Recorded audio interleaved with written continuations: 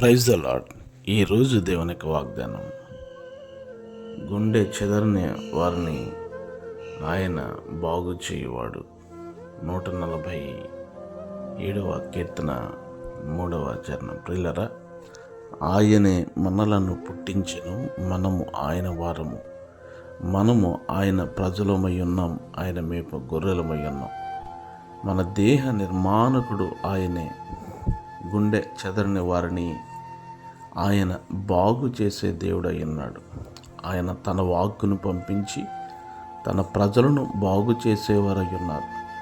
మనకు కలిగినటువంటి బలహీనతలలో, మనకు కలిగినటువంటి శ్రమలలో, మనకు కలిగినటువంటి ఇరుకు ఇబ్బందులలో ఆయన మనల్ని బాగు చేసి బలపరచువారై ఉన్నారు.